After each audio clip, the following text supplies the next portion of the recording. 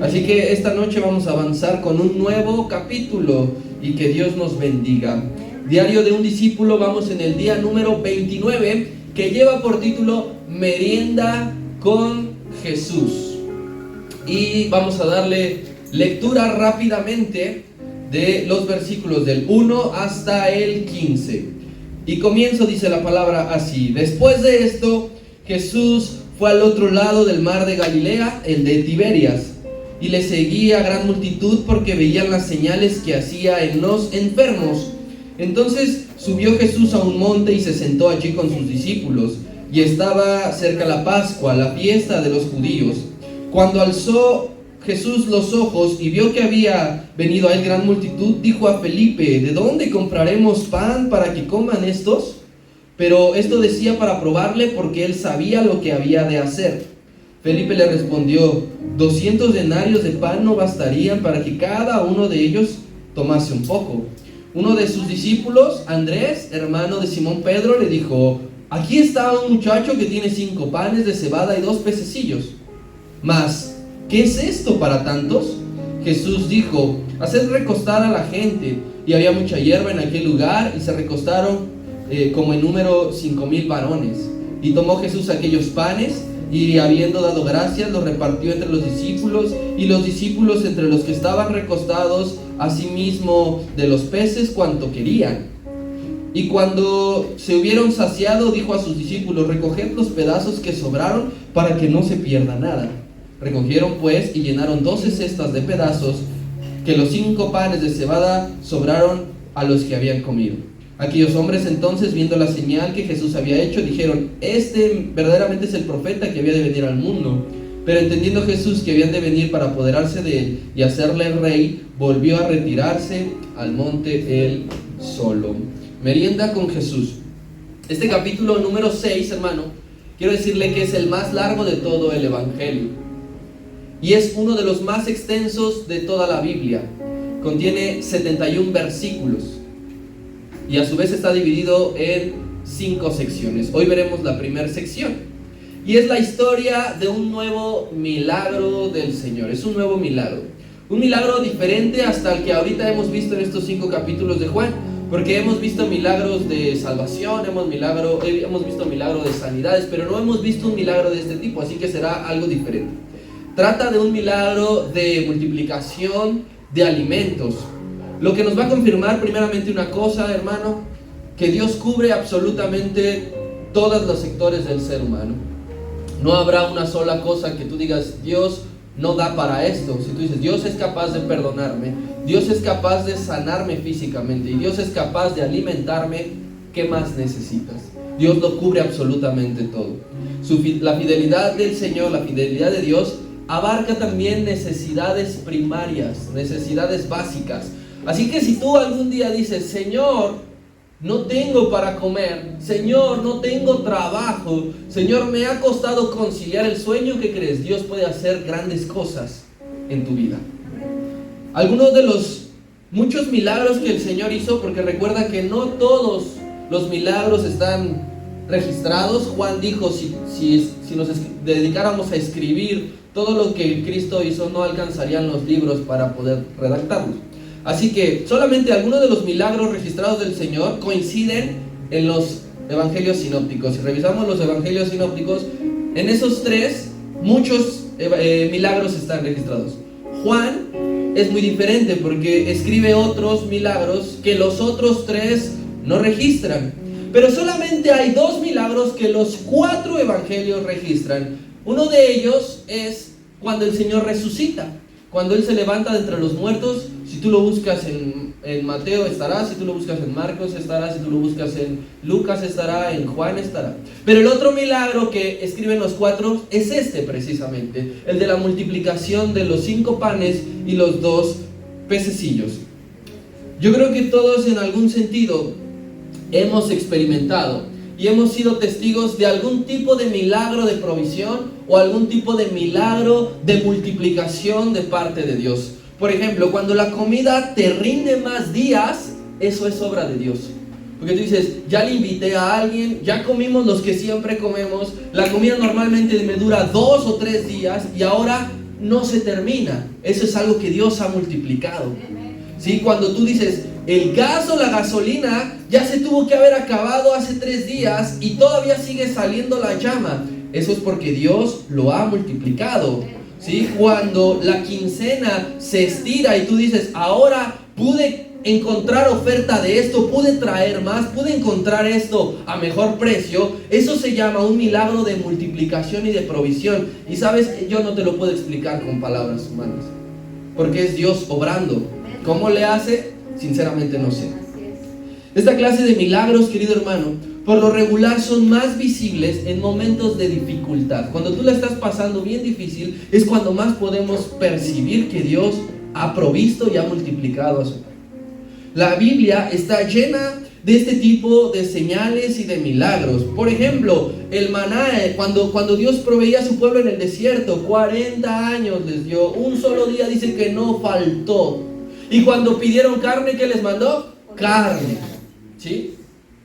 Si tú sigues revisando la palabra de Dios, el profeta Elías se encuentra con la viuda de Sarepta y la harina y el aceite no escasearon, al contrario, multiplicaron. Y si tú avanzas un poco más, ahora con Eliseo, él también se encuentra con una viuda que tenía problemas económicos, que venían por sus 2 hijos para cobrárselos como parte del pago de lo que debía aquella mujer. Y el profeta le dice, pues ve y consigue todas las tinajas que encuentres, que te presten, que consigas, que te regalen. Y dice que se llenaron todas las vasijas hasta que ya no hubo una sola. Y dijo, ¿y ahora qué hago con esto? Pues véndelo y paga lo que debes.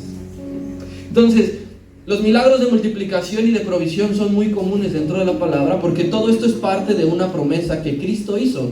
Y Él dijo, si mi Padre alimenta a los pajarillos, ¿cómo no los va a alimentar a todos ustedes? Así que donde tú te encuentres, el día que sea, a la hora que sea, Dios te asegura que Él te va a alimentar.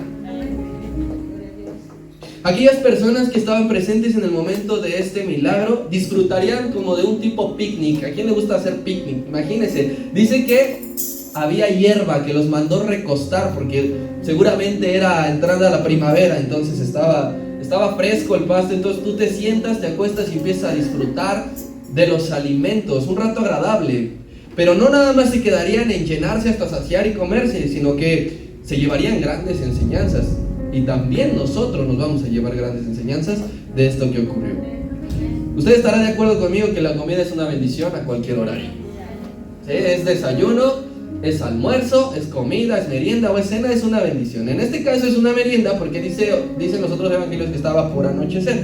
Y recuerda que el día judío termina alrededor de las 6 de la tarde, entonces no era de noche, pero ya estaba por caer. Y es aún más de bendición, querido hermano, porque la presencia de Dios estaba en medio de esas personas. Y cuando tú oras, por ejemplo, en compañía de tus familiares, de tu familia, y oras por los alimentos, la presencia de Dios está allí también. Entonces, todos hemos disfrutado de un picnic con el Señor. Dice el versículo número 1, así, después de esto, Jesús fue al otro lado del mar de Galilea, el de Tiberias. Dice, después de esto. O sea, no da un tiempo exacto entre el final del capítulo 5 y el inicio del capítulo 6, de cuánto tiempo transcurrió entre uno y otro. Lo último que hizo el maestro para pasar a esto, lo mencionan Marcos y Lucas.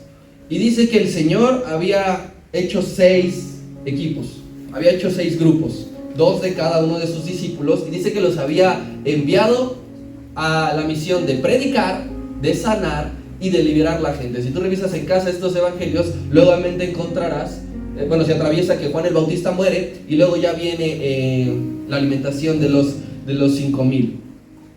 Entonces nosotros podemos entender que después de que los discípulos regresan de haber predicado, sanado, liberado y tratado con la gente, el Señor tenía una idea, y era llevarlos a descansar a un lugar bien tranquilo, para pues alejarse un poco del trajín.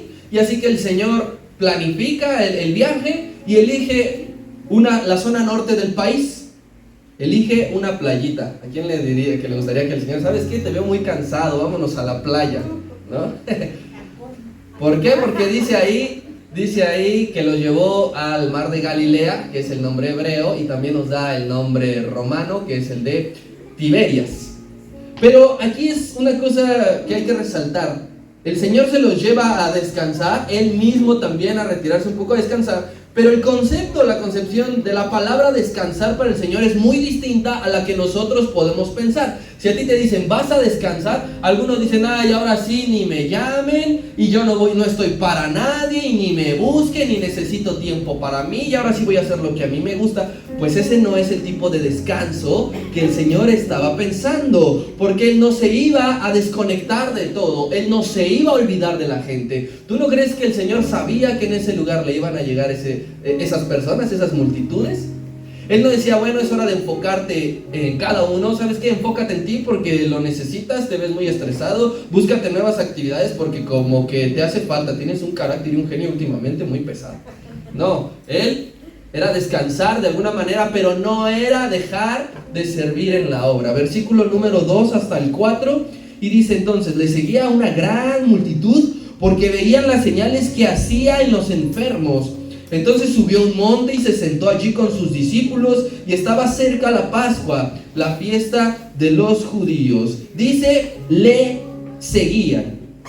Las primeras 3 palabras del versículo 2, y le seguían. Aquí hay que resaltar lo siguiente del escritor, en este caso de Juan, por cómo le da la gloria a Dios, reconociendo que la multitud seguía al Señor. Dice, y le seguían. En ningún momento toma un papel protagónico, se siente importante y dice, pues la verdad es que nos estaban siguiendo. No. Juan decía, es que todos ellos están aquí por Él. No están ni por mí, ni por Pedro, ni por Andrés, ni por Felipe, ni por nadie. Las multitudes siguen a Cristo. Así que si tú algún día estás en una actividad, si alguna vez tú eres encargado de llevar a cabo algo, y ves que hay mucha gente, ¿sabes qué? Esas multitudes no vienen a verte a ti. Esa multitud le sigue a Él. Y hay que dejarlo bien en claro. Empieza desde aquí. Usted no viene a verme a mí, por ejemplo. Usted no viene a ver qué tal tocaron hoy los músicos. Usted viene a alabar y exaltar el nombre de Dios. Sí, para este punto, querido hermano, ya el Señor ya era muy popular. Iban tras Él de todos los pueblos, porque no se teletransportaba de Judea a Galilea, de Galilea a Judea, sino que tenía que atravesar los pueblos, y en todos los pueblos que lo conocían y se había escuchado de sus milagros. Pero el Señor siempre ha sido muy escéptico con las multitudes. Él tiene mucho cuidado con el número de personas que voltea y ve que están presentes. Recuerda que en una ocasión Él les dijo, ustedes solamente me siguen y me quieren por los milagros. Así que Él siempre pone una barrera cuando ve mucha gente. Por eso usted debe de aprender, y hacemos tanto hincapié en que el número dentro de las iglesias no te va a decir nada nunca realmente. Si tú llegas a un lugar y hay 200 personas, eso no te quiere decir nada, porque la mayoría no estará buscando los motivos adecuados y correctos. Si tú llegas a un lugar y tú dices, ay, hay muy poquitos, quizá todos estén buscando al Señor verdaderamente, y eso es lo que importa. Usted debe de creer y usted debe de seguir a Dios por los motivos adecuados, sin importar si hay pocos o muchos. Usted no se debe de motivar más o desmotivar si dice, hoy nada más me tocó alabar al Señor con 2, gloria a Dios. Juan ya lo había entendido así, y por eso es que él escribe la intención de la multitud, que dice el versículo 2, dice, porque veían las señales que hacía sobre los enfermos. Entonces, ¿cuál era nuevamente la razón principal de esa gran multitud? Que veían las señales que hacía. Por eso es que había tantos. Muchos curiosos, ¿verdad? En ese lugar sanan, en ese lugar liberan, en ese lugar hablan en lenguas. A ver, quiero ir a ver. Ese no es el motivo adecuado para acercarse a Dios. Para acercarse a Dios es, yo voy a glorificarlo y exaltarlo. Y si Dios se manifiesta en eso, bendito sea su nombre. Nuevamente estas personas estaban interesados en los beneficios de su poder y estaban desinteresados en las demandas de su doctrina. Porque con el mismo entusiasmo y el número mismo de personas no se queda. Y usted lo ha visto aquí, por ejemplo, cuando hacemos eventos especiales, llega el momento en el que pues ya terminó la participación del hijo, de la hija, ya terminó los cantos nuevos especiales, va a empezar la palabra, y ¿qué hace la gente? Algunos se retiran, ¿verdad? Eso mismo sucedía con este tipo de multitudes. Y Juan nuevamente usa el término señales para referirse a los milagros. Cuando usted ha viajado en carretera, en la ciudad también, pero en carreteras son más evidentes. Cuando usted viaja, notará que está llena de señalamientos. Usted va en el auto y dice de repente un señalamiento: prepare su cuota, caseta a 1 kilómetro. ¿Sí? Le avisó previamente para que usted no llegue a la mera hora. Ay, ¿qué me está cobrando? Perdón. Y que todos por atrás le estén tocando el claxon.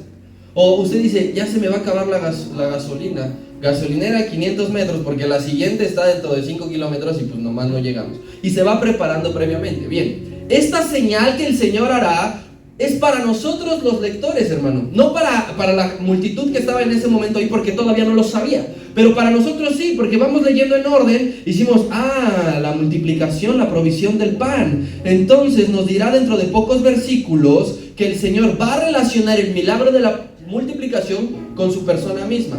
Porque Él en unos versículos terminará diciendo: yo soy el pan de vida. Entonces para ti, para mí, esta es una señal. Y así tómalo, querido hermano, porque Cristo nos está preparando para lo que vendrá más adelante.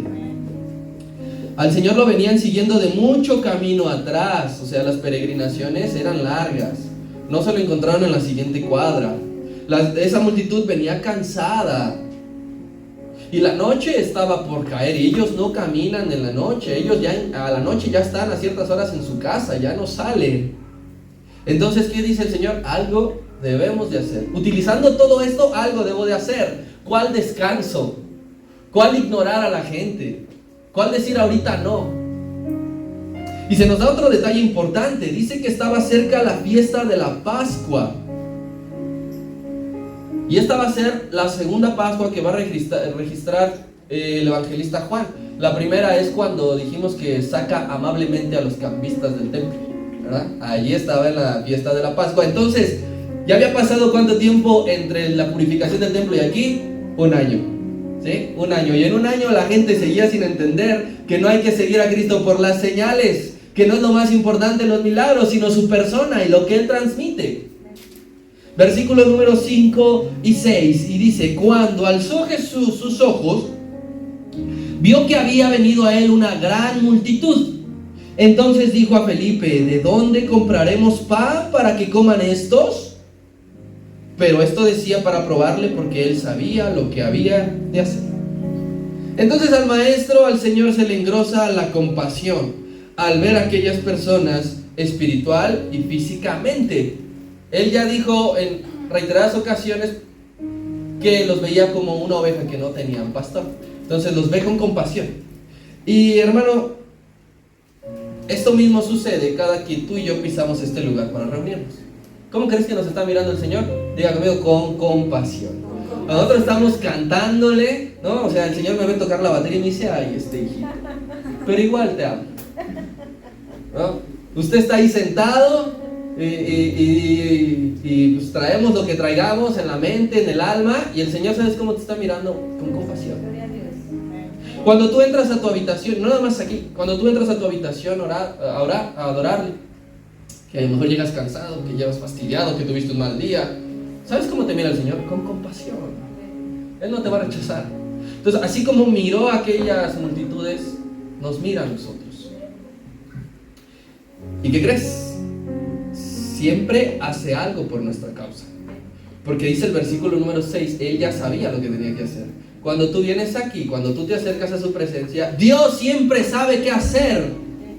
Él siempre dirá: este requiere esto. Ahora hay que aplacarlo con esto, hay que darle paz, hay que darle gozo, hay que darle armonía, hay que darle tranquilidad. El Señor siempre sabe qué hacer. Ahora, yo quiero que prestemos atención a partir de aquí, porque hay mucho de qué aprender de 4 personajes que vendrán a partir del versículo número 5. Y voy a comenzar con el primero. El primero es Felipe. Hay que prestarle atención a este muchacho. En esta historia, ya lo conocemos de antes, ya lo presentaron antes, pero ahora los discípulos también ya han pasado 2 años con el Señor. Ya no son, o ya no deberían de ser los mismos. Yo te digo, pasas 2 años de cristiano esforzado, de cristiano fiel, y ya no eres el mismo que antes. Así que estos ya no son los mismos, pero veamos qué nos depara la revelación. Primero, Dada la zona en que se encontraban, recuerda que dijimos que Galilea se encuentra al norte y que se encontraba al norte el mar de Galilea. Hay una ciudad muy cerca de donde estaban en este momento, de una ciudad que ya hemos visto, que es Betsaida. Y si recordarás quiénes son de Betsaida. ¿Cuántos discípulos dijimos que eran de Betsaida? Si alguien se acuerda. 1 no, 2 no, 3 de Betsaida: Felipe, Andrés y Pedro. Esos 3 son. Así que el Señor, con una cara como de pues voy a hacerle creer a este que yo no sé, se le acerca a pedir una orientación. Y tenía 3 opciones. Tenía a Felipe, tenía a Pedro, tenía a Andrés. A cualquiera de los 3 le pudo preguntar, pero el Señor dijo, vamos a ver con Felipe. Y es como cuando tú vas por la calle, por tu barrio caminando y alguien perdido te dice, oye, disculpa, y para la calle tal y el número tal y aquí hay una tienda. Bueno, así el Señor se le acerca con cara de perdido a Felipe y le dice, ¿dónde hemos de comprar comida tú? Elige a Felipe por una razón en especial, porque quería algo con él específicamente. No lo quería con Pedro, no lo quería con Andrés, lo quería con Felipe. Así que, ven, hijo. Todo mundo pensaría en ese momento, incluso Felipe, el Señor me está preguntando a mí. Pensaban a lo mejor que Cristo estaba bloqueado. ¿Tú te has bloqueado alguna vez que ya no sabes qué hacer, para dónde ir y ahora, no? Yo me acuerdo que cuando me dijeron, ya van a ser tu hija, en serio me puse los calzones hasta el final. Me bloqueé. Me dijeron, se te olvidan los pañales, se te olvida de todo. O sea, y el Felipe pensaba que el Señor estaba bloqueado, que tenía problemas. Pero realmente lo que sí tenía era un plan y Felipe todavía no sabía. Claro que Dios siempre sabe qué hacer. Él supo qué hacer cuando la tierra estaba desordenada y vacía, ¿sí o no? Él supo qué hacer cuando Israel estaba frente al Mar Rojo y no había escapatoria, ¿sí o no? Él supo qué hacer cuando el pueblo le demandó rey y dijo, queremos ser como los demás, ¿sí o no? Él supo qué hacer cuando el mundo se había corrompido totalmente, lleno de maldad. Sí, el Señor siempre sabe qué hacer. Pero lo que quería Cristo era que Felipe descubriera, hermano. Y esto es bien importante que tú y yo lo tengamos claro. Cristo lo que quería es que Felipe descubriera su verdadero nivel de fe y su verdadero nivel de confianza en Dios. Tú y yo podemos decir que confiamos en Dios, que creemos en Dios, pero ¿conoces realmente el alcance de tu fe? ¿El alcance de tu fidelidad? Si tú saliendo de aquí te encuentras con que te van a matar si no niegas al Señor, tu fe y tu fidelidad te da para decir, prefiero la muerte antes que negarlo. No me contestes. Así que Felipe tenía que descubrir cuál era su nivel. Y lo prueba con una pregunta. ¿De dónde compraremos pan para comprarle a todos estos gorrones, Felipe?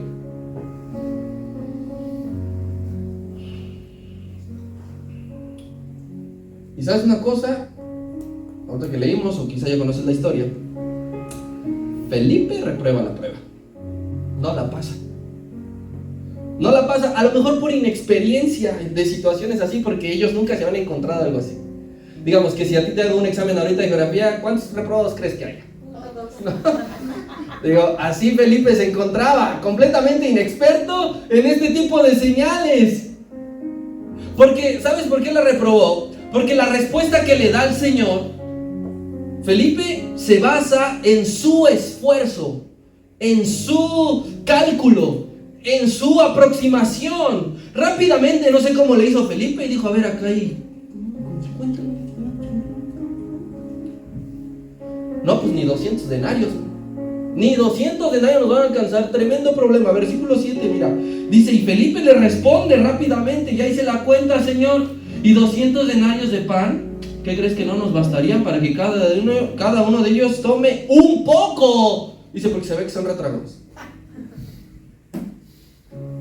Felipe reprueba la prueba. ¿Y por qué es una prueba? Porque recuerda que la Biblia nos enseña que Dios no tienta. Tentar es algo para hacerte caer, y Dios no quiere que caigas. Dios prueba. Y prueba con situaciones que van a determinar tu eficacia, pero también que te van a mostrar tus errores. Cuando sacan un nuevo automóvil, ¿tú has escuchado las famosas pruebas piloto? ¿Sí? O sea, les dan 20 vueltas y de repente, ¿no? ¿Qué crees que falló en esto? Ah, pues eso hay que arreglarlo, hay que cambiarlo. No creas que lo sacan al mercado a la primera. Les hacen muchas pruebas para poder ponerlo en venta.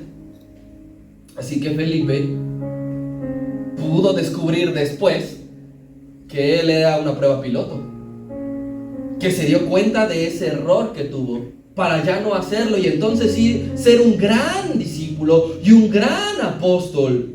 Las pruebas que Dios le puso a él, la prueba que Dios te pone a él, a ti, a mí, no es para que Dios te conozca a ver hasta cuándo caes, o a ver hasta cuánto aguantas, o a ver hasta cuánto duras, porque Él ya nos conoce. Las pruebas es para que tú te conozcas a ti mismo. Felipe se conoció a sí mismo. Imagina, yo me lo imagino después decir, ay, qué menso, ¿verdad? ¿Por qué no pensé en otra cosa?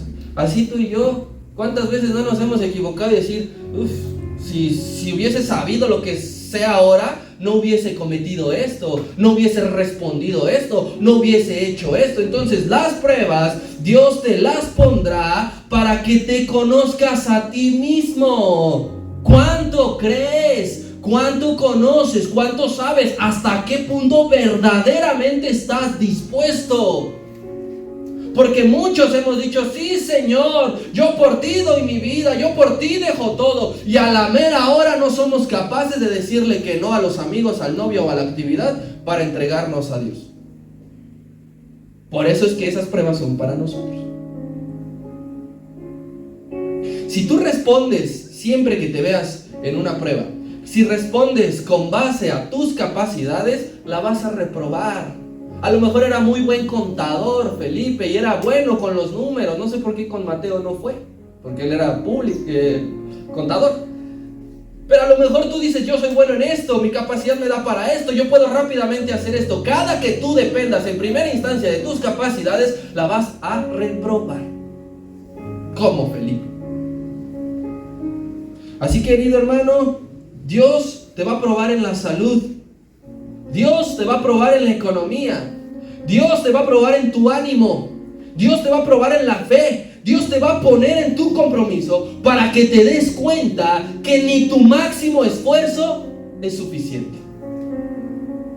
Que digas, yo voy a hacer todo lo posible, todo lo que esté en mis fuerzas para poder lograr y conseguir esto. Ni eso va a ser suficiente. Porque necesitas darte cuenta, al igual que Felipe, que la única solución es ponerlo todo en manos de Dios. Y cada que tú digas, mi inteligencia me da para esto, mis fuerzas me dan para esto, mis conectes me dan para esto, mis palancas me dan para esto, mi fuerza física me da para esto, mi guapura me da para esto, mi dinero me da para esto, no vas a estar pasando las pruebas. Ni tu mejor plan va a ser suficiente, querido hermano. Porque aquí nosotros descubriremos que muy poco en las manos de Cristo se vuelve mucho. Muy poco. ¿Recuerdas el caso de la viuda que fue a ofrendar? O sea, todos los fariseos llegaron con sus miles de pesos y ella dice que solamente 2 blancas. Y Cristo dijo, con su muy poco, ella ha dado más. Versículo 8 y 9. Dice, entonces, no funcionó a Felipe. Dice el Señor, hay que probar a otros. Y uno de sus discípulos, Andrés, hermano de Simón Pedro, le dijo, aquí está un muchacho que tiene 5 panes de cebada y 2 pececillos. ¿Mas qué es esto para tantos? Aquí está personaje número 2 y personaje número 3, del cual hay que prestar atención para aprender. Ya aprendimos mucho de Felipe, que ni nuestras máximas capacidades podrán hacernos sustituir el poder de Dios en nuestra vida. Así que el personaje 2 y 3 es Andrés y un muchacho, que no sabemos su nombre. Pero comencemos con Andrés. Andrés, cuando vio la situación, porque a él no se le preguntó nada, él también era de Betsaida, entonces a lo mejor conocía el terreno.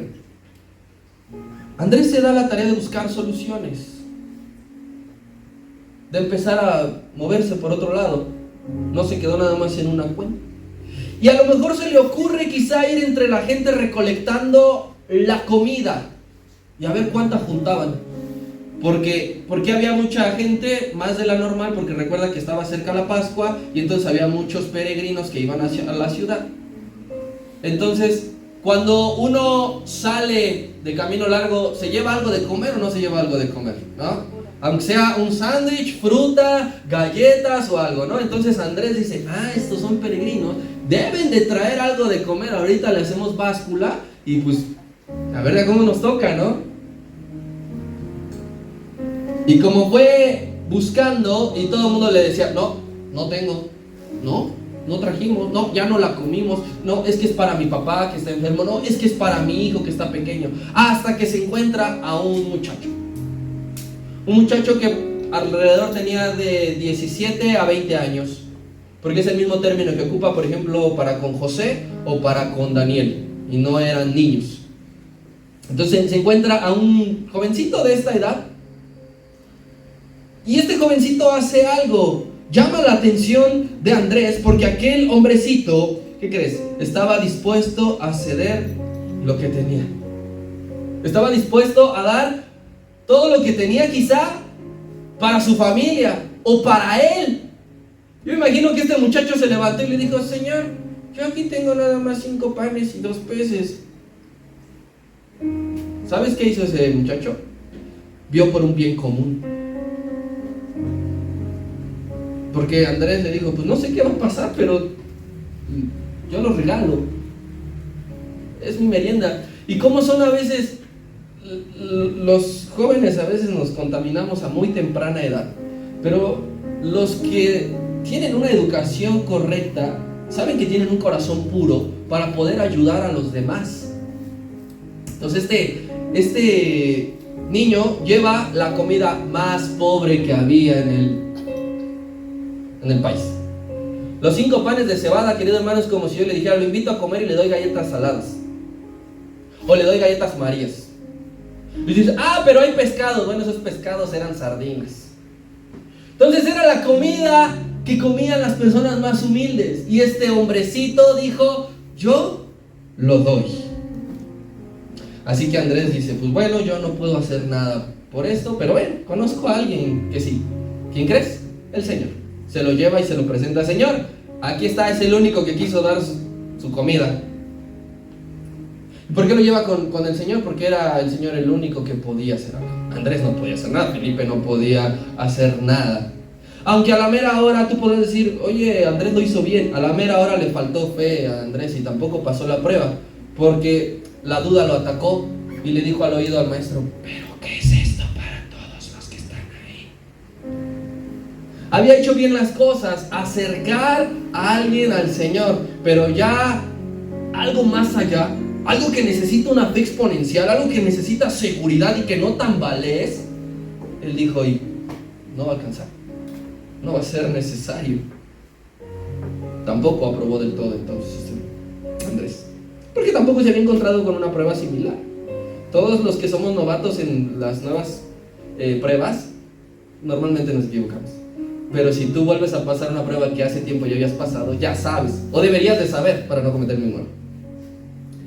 Mano, nuestra labor como hijos de Dios es decirle a la gente que nosotros no podemos hacer nada por ayudarles. Tú escuchas a la gente y tengo este problema, hoy me ha pasado esto, nuevamente caí en esto. Tú debes decirle, yo no puedo hacer nada por ti, pero sí conozco a alguien que sí puede hacer algo por ti. Andrés no se la dio de, no te preocupes, ¿no? Pues ahorita, mira, no le digamos a nadie, pues tú te quedas 3 panes y un pez, y yo me quedo 2 panes y un pez, y pues ya tragamos, y lo demás, pues a ver cómo. No. Nosotros, hermano, debemos de acercarlos a Dios, porque yo te recuerdo una cosa, Dios siempre sabe qué hacer. Tú los traes y Señor, aquí te lo dejo, yo me voy por el que sigue. Y cuando Dios y aquella persona se quedan a solas, Dios nos dice, ¿y ahora qué hago contigo, cabezón? Ya sabe qué hacer. Entonces Andrés hace media función, que es traer al joven, y Dios hace su parte. Y lo mismo hace con cada corazón necesitado, Si tú le has predicado a alguien de Cristo y se acerca al Señor, el Señor ya sabe qué hacer con ese corazón. Tu corazón está lastimado por esto, te hicieron esto, te dijeron esto, no lo has pasado bien en esto. Así que el Señor sabe qué hacer específicamente con cada corazón. Lo único que tú y yo tenemos que hacer es, diga conmigo, llevarlos. Hay que salir a buscar soluciones, hermano. Hay que salir a buscarlas, no quedarnos aquí. Mira, platicando con la gente, muchos te van a decir cuáles son sus problemas, porque la gente necesita ser escuchada. Y cuando identifiques a alguien, lo que tienes que hacer es llevarlos con Dios. No decirle, bueno, pues fue un gusto escucharte, pues ni modo, espero que se solucione todo, pues ahí nos vemos. Nosotros somos instrumentos para que Dios haga obras maravillosas, hermano. ¿Y sabes dónde empieza la obra? El ejemplo más clásico y más típico y más básico que todos necesitamos hacer. Este tipo de ejemplo comienza en casa. ¿Dónde comienza? Comienza dentro de tu familia. Cuando tú eres padre y traes a tus hijos, haces el mismo acto. Haces el mismo acto que hizo Ana. Dice, aquí está, y tú sabes qué hacer con él. Le entregas tu especial tesoro al Señor, pero no te preocupes. Tú no vas, Ana no salió del templo diciendo, uy, pero no sé si se vaya a portar bien, si vaya a comer sus 3 comidas al día. No salió así, porque sabe perfectamente que Dios sabe qué hacer. Así que cuando tú eres padre, cuando tú eres cónyuge y traes a aquella persona, nunca dudes que Dios sabe qué hacer con cada uno. Pero hay que traerlos, hermano. Hay que traerlos, si no, ¿cómo? Tú dices, ¿desde casa? No, aquí. Y desde pequeños, si tú tienes pequeños, si vas a tener pequeños, hay que traerlos, hay que insistir, hay que estar, hay que orar, hay que rogar para que el corazón sea protegido, porque tú no sabes cómo más adelante Dios va a usarlos. No los dejes, hermano, aunque tengan 30, 40 años, no dejes a tus hijos. Tráetelos y Dios siempre va a hacer algo. Este muchachito también, ¿sabes qué nos enseña? Que debemos de ceder cosas por un bien común. Como peregrinos que nosotros somos de este mundo, porque somos peregrinos de este mundo, aquí no vamos a quedar. Nosotros debemos de ceder para que suceda algo glorioso. Si tú en tu familia, si tú dentro de la congregación donde te reúnes, nunca eres capaz de decir, bueno, voy a dejar de hacer esto para traer un bien, entonces no amas a tu núcleo. El apóstol Pablo decía que si yo cometo algo, si yo hago algo que a mi hermano le es motivo de decir, oye, eso es pecado, o de que peque, el que tiene que dejar de hacerlo soy yo, porque eso es un bien común. Y este jovencito nos enseña que hay que ceder los 5 panecillos y los 2 peces, pero a veces estamos bien aferrados. Ay, ¿yo por qué? ¿Que lo haga primero él? Digo, si él lo hace, pues entonces a mí no me lo pide. No, hay que tener amor para hacer este tipo de actos. Y si un chaval de 17 pudo, ¿por qué no uno de 30? Cuando la visión ya es diferente. Y esto pasa en las familias, como diría la frase, hasta en las mejores familias hay que ceder cosas, ¿sí o no? Sí. En las iglesias, ¿usted no cree que hay que ceder cosas? Sí. ¿Todo para qué? Para que reine la armonía y la paz. Si van pasando, mis hermanos, versículo número 10 y 11, que dice, entonces Jesús dijo, haced recostar la gente. Y había mucha hierba en aquel lugar, y se recostaron como en número de 5,000 varones. Y tomó Jesús aquellos panes, y habiendo dado gracias, los repartió entre los discípulos, y los discípulos entre los que estaban recostados. Asimismo los peces, cuánto querían. Si tú subrayas tu Biblia, subraya ahí cuánto querían. Esto todavía es más glorioso, hermano. Cuanto tú quieres, Dios te puede dar. Cuanto tú quieras, Dios te puede dar. El personaje número 4 del que tenemos que aprender es el de siempre. Es Cristo. El mismísimo Hijo de Dios orando en gratitud por todo. Y siempre lo hacía previamente. Él oraba y daba gracias y alzaba sus ojos y reconocía y le daba la gloria a Dios y lo honraba. ¿Cómo? Agradeciendo. ¿Por qué crees que agradecía? Aquí nada más dice dando gracias, pero no es una oración como a veces la Keila hace de 5 segundos, o sea, apenas me doy la media vuelta y ya dijo amén. No creas que el Señor hizo esa oración. El Señor oró por la gente, dio gracias por la gente, por aquellos que lo habían escuchado, porque todos aquellos que lo habían escuchado ya nunca más tendrían un pretexto de y yo nunca supe quién es. Así que cuando tú le prediques a alguien, dale gracias a Dios, porque aquella persona ya no tiene justificación de decir y yo nunca escuché de su nombre. ¿Por qué otra cosa le daba gracias el Señor? Por el alimento. Aunque sea por los 5 panes y los 2 pececillos, él decía, gracias Señor. Mira que si tú algún día tienes que comer frijol con tostadas, ¿qué hay que decir? Día conmigo, gracias Señor. Si Él te da la oportunidad, la bendición de comer un platillo de los caros en un lugar elegante, ¿qué hay que decir? Gracias Señor. Porque otra cosa había dado gracias por el milagro. Porque cuando él oraba, se estaba multiplicando todo. Se estaba multiplicando todo. Mira, entonces cuando tú seas testigo de un milagro, aunque sea abrir los ojos, ¿qué hay que decir? Gracias, Señor. Porque otra cosa estaba agradeciendo, porque decía, porque siempre me escuchas. No importa si hay que sanar a un paralítico, no importa si hay que perdonar a alguien, o no importa si hay que multiplicar la comida, siempre me escuchas. Así que cuando sea la oración que sea, en el día que sea, a la hora que sea, siempre di gracias Padre, porque siempre me escuchas.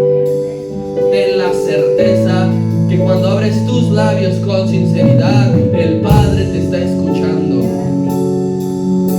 ¿Por qué otra cosa dio gracias el Señor? Porque siempre lo respaldaba el Padre.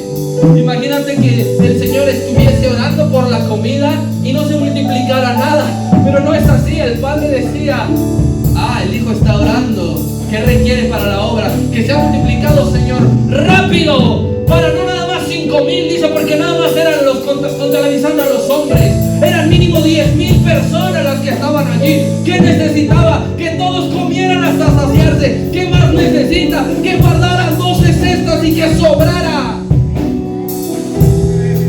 Dios te respalda. Pero ¿cuándo has dicho gracias? Porque lo que tú haces en tu trabajo, lo que tú haces en tu escuela, tiene una bendición, porque Dios está respaldándote a ti. Pero ¿cuándo dices gracias? Esto es lo que nos enseña el Señor. A veces se nos olvida agradecer, tanto antes como después. La palabra nos enseña que demos gracias a Dios y que hablemos y digamos las cosas que no han sido como si ya fuesen. Eso es dar gracias anticipadamente. A veces no lo hacemos, pero cuando sucede aquella cosa, tampoco damos gracias. Pensamos que entonces el método de Felipe funciona. Yo calculo, yo me esfuerzo y tengo resultados. Siempre ha sido Dios. Da gracias por lo que tienes y por lo que puedes disfrutar, hermano. Da gracias por la vida. Da gracias por el alimento que vas a llegar a tu casa a ingerir. Da gracias por el llamado que Dios te ha hecho. Da gracias por la salud que tienes. Da gracias por la protección, pero siempre da gracias. Siempre alza tus ojos y di, Padre, gracias. Si el heredero al trono, si el heredero de la gloria lo hace, ¿quiénes somos tú y yo para no agradecer, para hacer una bola de desagradecidos? ¿Quiénes somos? Aquí en la iglesia y en lo secreto, porque aquí de nada vale que nosotros lo hagamos para que me vean si en tu casa no lo harás. Es en todo lugar, en todo momento y a toda hora. ¿Sabes? Mira, cuando haya multiplicación, agradece a Dios. Cuando haya dificultades, agradece a Dios. Porque eso va a distinguir a los discípulos, a los hijos de Dios,